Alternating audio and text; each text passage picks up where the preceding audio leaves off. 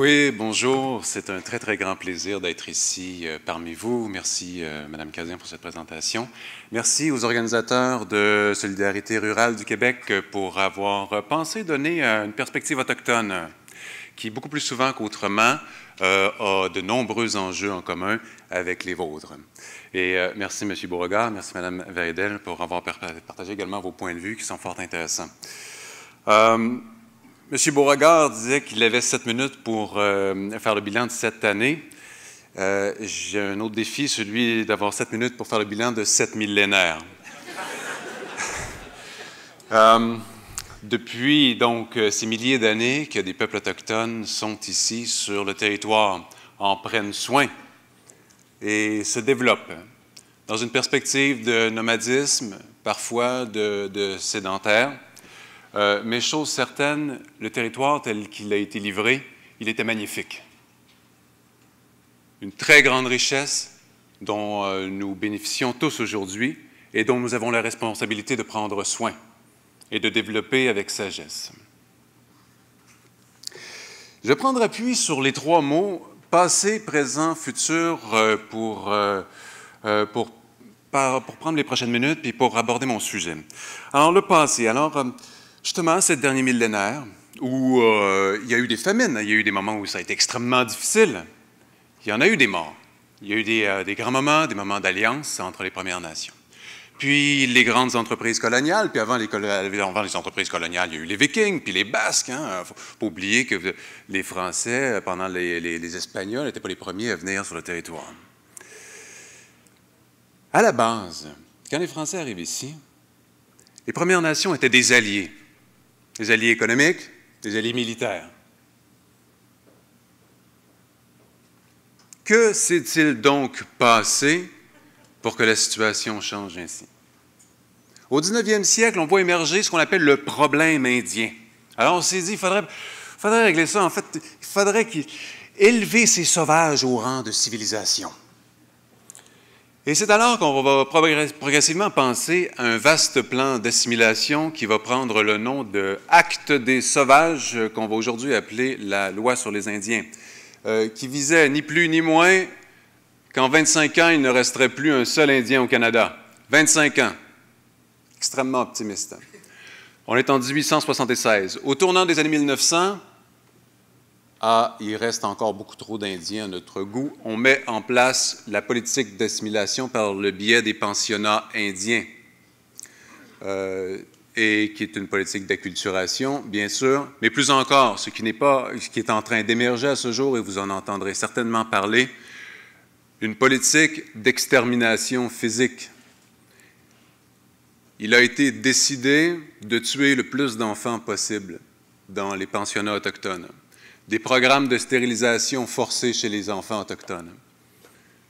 Une dimension terrifiante de l'histoire canadienne qui est encore peu connue aujourd'hui et qui est en train d'émerger par le biais de la Commission Vérité et Réconciliation. Ceux qui ont survécu, on leur a appris à s'haïr eux-mêmes, à se détester, à détester leurs parents, à se rejeter. Alors on part de loin. S'il fallait apposer les indicateurs de M. Prévost, les indicateurs qualitatifs, eh bien, on se rendrait compte qu'il va falloir être patient. Et surtout, mettre en place tout ce qu'il faut pour appuyer les leaders, parce qu'il y en a des leaders. Des leaders qui sont éclairés, des leaders qui ont envie d'un avenir prospère, en partenariat avec les autres communautés, pour une plus grande richesse collective.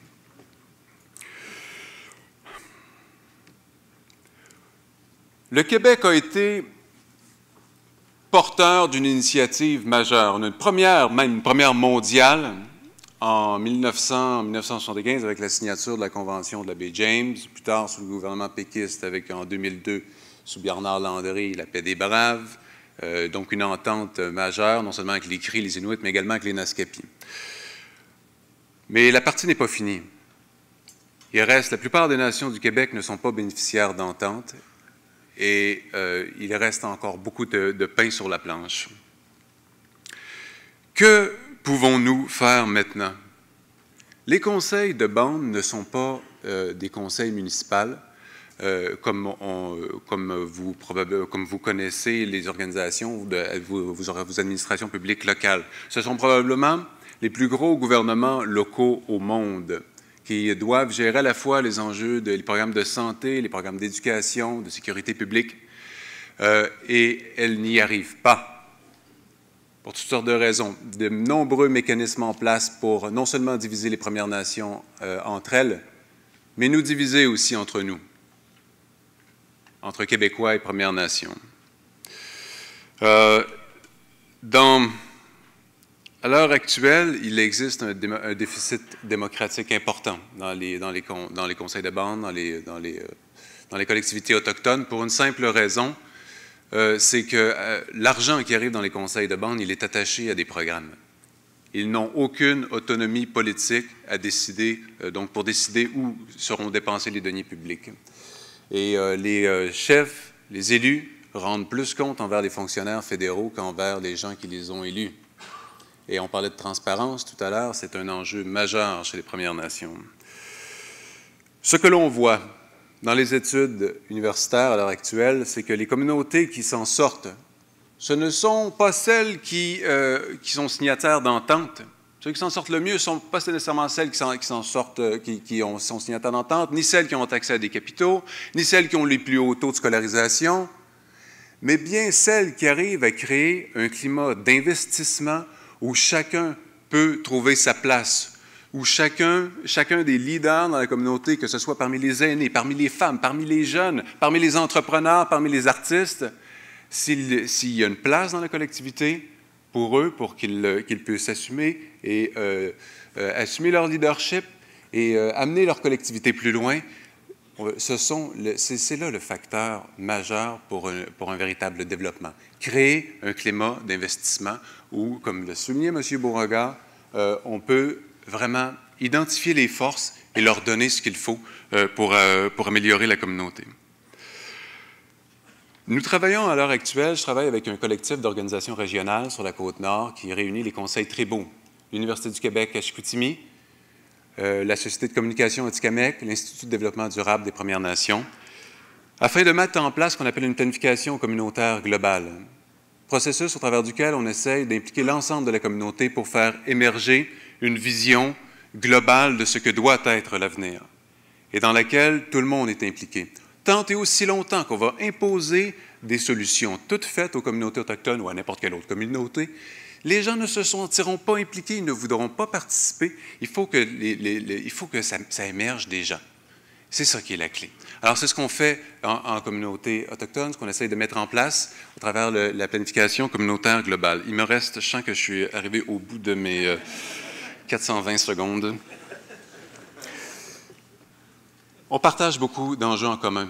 Les Chinois viennent de mettre 10 milliards sur la table pour faire main basse pour 100 ans sur le minerai de fer dans le nord du Québec. C'est beaucoup d'argent, 10 milliards. 10 000 millions de dollars. Que fait-on de nos ressources, surtout des ressources non renouvelables? À l'heure actuelle, il reste plus de 500 sites miniers contaminés dans le nord. C'est une véritable dompe déjà. On a plus de 3 milliards de passifs juste en décontamination. Qu'est-ce qu'on laisse aux générations futures? Je vous prie de garder en tête que nous ne sommes ici que de passage. Merci. Merci beaucoup. Merci, M. Bacon.